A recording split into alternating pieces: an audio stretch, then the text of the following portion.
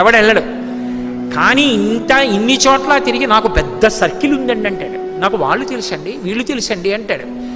ఆఖరణ ప్రాణం పోయాక వెనక వచ్చేవాళ్ళు ఎవరు రారు అని తన శరీరమే కాలిపోతుంటే చూసుకుని ఏడుస్తాడు. చీకటి పడిపోతే అయ్యో ఓపికన్నప్పుడు ఒక్క రోజు గుడికి వెళ్ళలేదురా, ఓ ప్రవచనం వినలేదురా, ఓ ప్రదక్షిణం చేయలేదురా, ఓ పూజ చేయలేదురా అని అప్పుడు ఏడుస్తూ ఉంటాడు. ఎవరు ఊరుకోబెట్టేవాళ్ళు ఎవరు ఉండరు. అప్పుడు అక్కడ ఎవరూ లేకపోతే చచ్చిపోయిన వాడు ఏడిచి 1000 మాటలు చచ్చిపోతారని నేనున్నాను, ఏడవకురా, ఇంకో శరీరం ఇస్తానని చెప్పడానికి అక్కడ కూర్చున్నాను పార్వతి అన్నాడు. ఆయన్ని పట్టుకుని శ్మశానవాసి అని చెప్పి నింద చేయడం కన్నా కృతజ్ఞత ఇంకొకటి ఉంటుందా? అంతకన్నా అసహ్యకరమైన విషయం ఇంకోటి ఉంటుందా? అలా అన్నవాడు అసలు మనుష్యుడు అనిపించుకోవడానికి వాడు యోగ్యుడే. కాబట్టి అందుకు కూర్చున్నాను పార్వతి, అంతేకాని నాకు సరదా పుట్టి శ్మశానానికి వెళ్ళి కూర్చోలేదని చెప్పాడు.